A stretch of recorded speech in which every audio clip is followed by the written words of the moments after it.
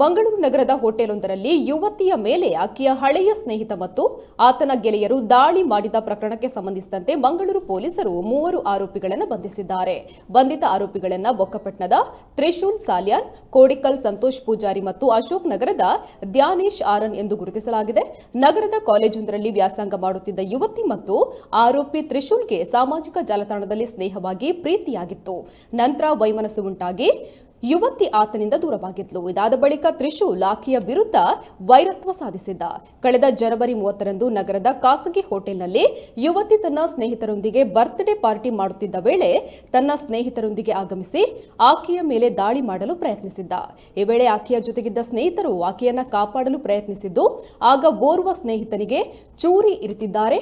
ಘಟನೆಗೆ ಸಂಬಂಧಿಸಿದಂತೆ ಯುವತಿಯು ಕದ್ರಿ ಪೊಲೀಸ್ ಠಾಣೆಯಲ್ಲಿ ದೂರು ನೀಡಿದ್ಲು. ಇದೀಗ 3 ಆರೋಪಿಗಳನ್ನು ಪೊಲೀಸರು ಬಂಧಿಸಿದ್ದಾರೆ.